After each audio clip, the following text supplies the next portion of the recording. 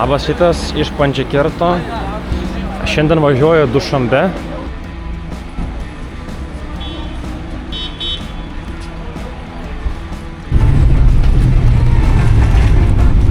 Žodžiu, važiuojam stoti.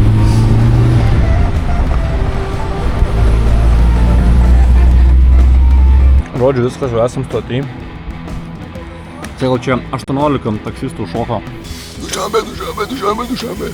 Karas už 15 eurų sutariam. Bet nuveš.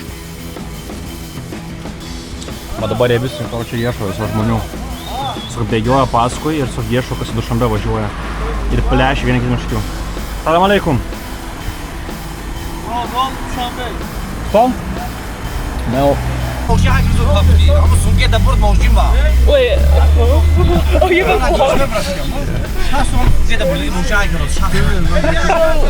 Jie mušasi dėl kad žmogų pasimdė mašiną. Jadai. oh wow. Kas? Visi tiesiog deda daiktus.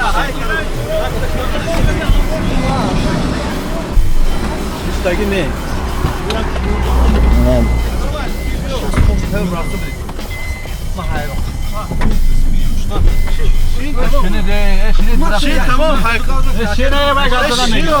bıraktı be. Benim ustamı ki maksatlıklarımız değil. Tamam telefon karamaşı. Это позор. А, это позор. Позор.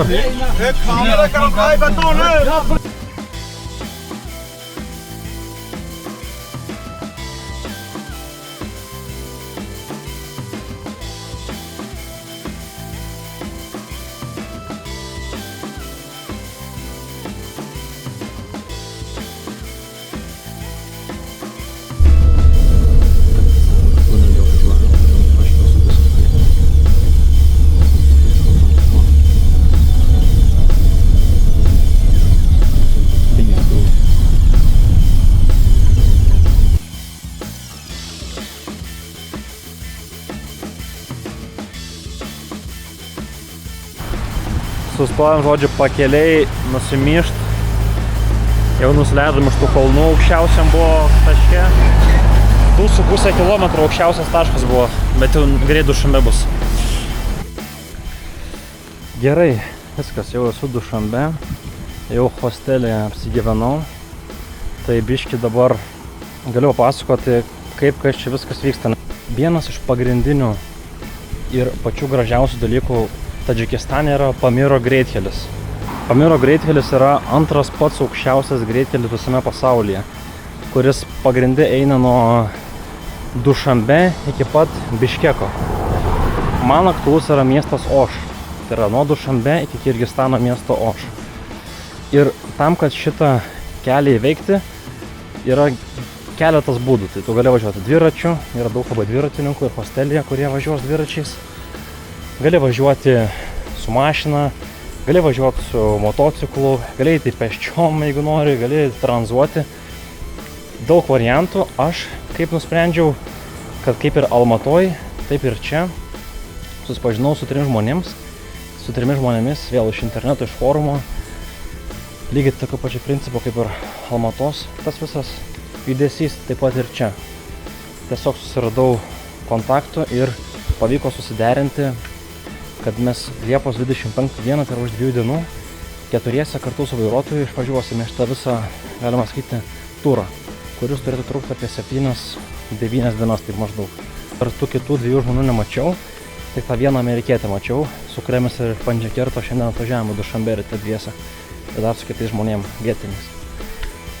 Tai dabar tiesiog einu pasivaikščioti po miestą ir dar vakare grįžęs parodysiu, ko man reikėjo tam, kad aš galėčiau už visą kelionę įvykdyti. Nes reikia turėti leidimą, kuris leistų važiuoti į kalnų regioną. Žodžiu, ta sostinė tokia įdomi labai. Iš dalies nesitikėjau, galvoju, biškai bus labiau tokia chaotiškesnė. O pasirodo čia panašiai kaip Astanoj. Viskas nušlifuota, napoliruota, išvalyta, ištuštinta. Daugybė statybų, statomi nauji pastatai, namai. Darbai vyksta, žodžiu, taksistų belė kiek. Taksi, kiekviena mašina yra taksi. Kažkokia jų čia vietinė jūra. Jo, nu tai tokia 1-2 dienas pasivaikščioti ir pradėti kelionę, kaip sakant. po kalnus. Na, tokie dalykai. Žodžiu, atvariau pavalgyti valgyklą. Šitokia irgi biški vietinių. Netoli centro, bet vietinį valgo, tai visai smagiai atrodė. Tai vištiena, ryžiai, samosa ir barmatas dar pasėmiau, biškiai užkasiu, eisiu dar iki Pergalės parko. Įdomu, kieno Pergalė ten nešvęs, ne? Ir tada dar grįšim į miestą.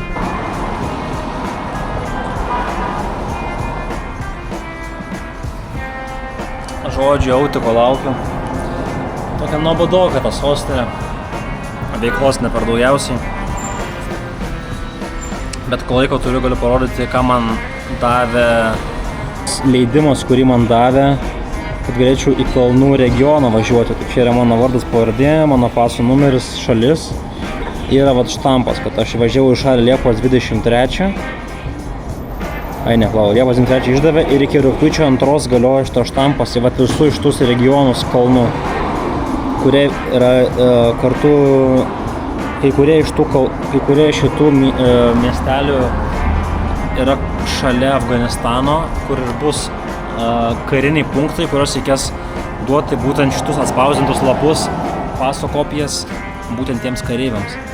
Tam, kad mus praleistų, tai vat, dėl to aš tą ir įsėmiau iš esmės tą leidimą, nes kitaip man tiesiog neleistų pravažiuoti.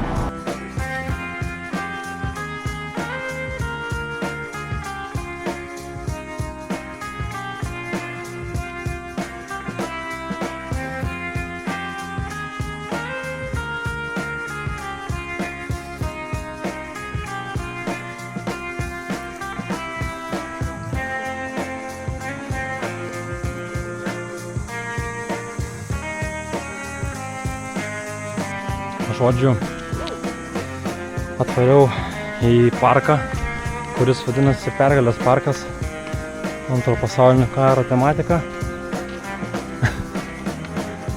Aš negaliu patikėti, ant kiek yra daug šitų kinietiškų mašinų.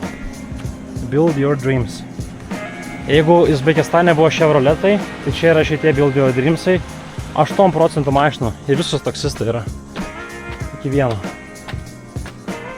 Tai žodžiu, kaip ir visur, yra žavusis prezidentas Tadžikistano. Labai fotogeniškas vyriškis, labai. Aš negaliu. Aš jau gal mačiau kokius 40 plakatų skirtingos vietose būtent šitos fotkės.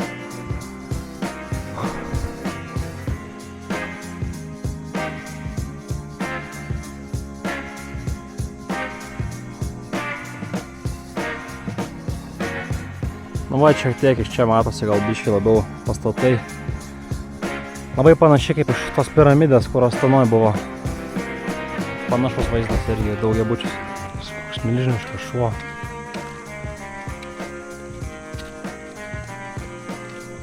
Čia kažkokie laiptai tiesiog irgi.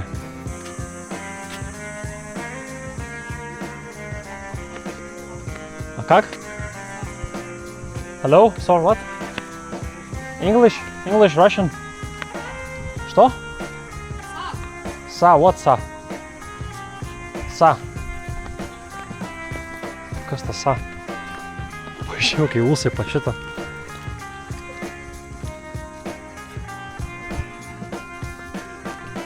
Sa?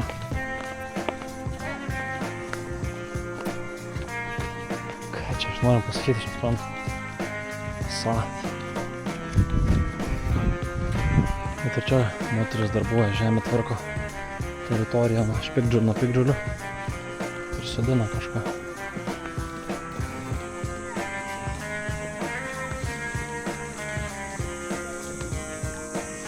Ko čia auga įdomu. Assalamu alaikum. Ne, kvapo nėra. Ai, čia jaučiu mane kištą norėjo atvesti. Kišto stulpo.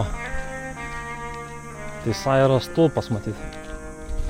Pat tadžikiškai, tadžikų kalba. O, dar ten tankas kažkoks yra. Ahmat. Padėkosim vyrukam už namotkę.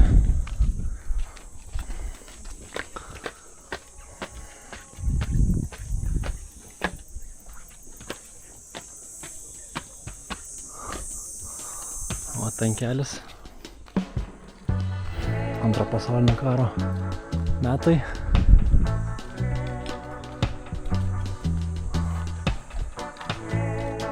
Nu, žodžiu.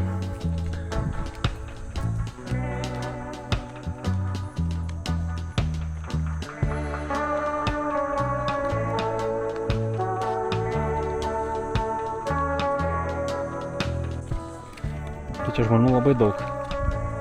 Tiesiog per tanko čilina chebra. Labai daug žmonių. It's okay, don't worry, my friend. Всё хорошо, Ник. Да я себя снимаю, вы чё?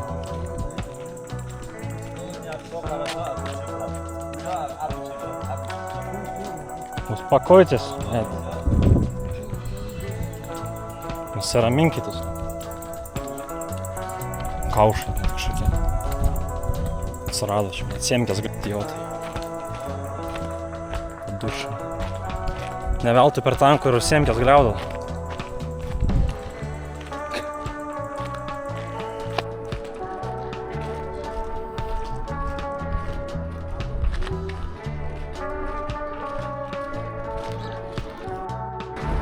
Labas šitas. Aš žodžiu vis nukirinėjau savo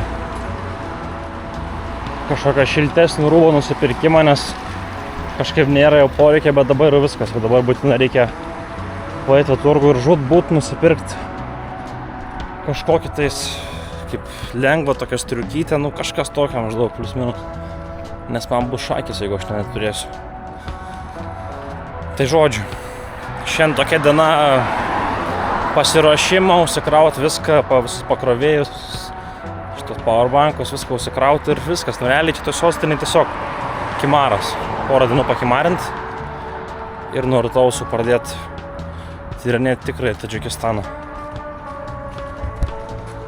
Toliau. Čia man rodos po kairę duoną kepa, jeigu neklystu, vakar mačiau, gal visai įdomu būtų pažiūrėti. Čia moteris ruošiasi kep duoną. Žodžiu, kur buvęs, kur nebuvęs, aš vėl jau turguje esu. Bet šį kartą kažkoksai, atrodo, kad čia Prancūzijoje kažkokie būtų tas turgus. Nežinau, rūmai kažkokie. Vienas savo geras. 3 aukštų turgus. S kolonom. Wow. Žodžiu, ten, kur prieš tai buvau, nieko nebuvo. Atvariau kažkokį Afganų turgų, vadinasi taip Afganų turgus. Ir čia tikrai yra jau variantų gerų radau už 15 eurų. Gal pavyks nusimuš kainą iki 10. To gerų striukių. Čia grįžau hostelio kambarį. Milžiniškas hostelis, aš tokio dar nesu matęs. Tai prasme, milžiniškas iš tos pusės, kad kaip tiesiog didžiulis gyvenamasis namas. Ir nusipirkau striukę iš turgaus. Nes jau supratau, kad man tikrai reikės iš to kelionį 14 eurų.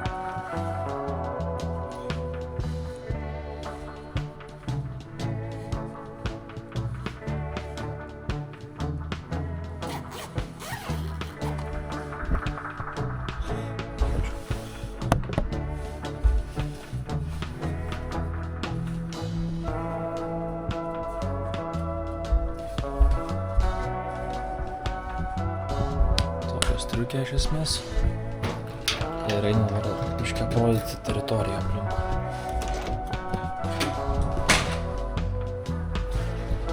Čia yra kiti dar kambariai.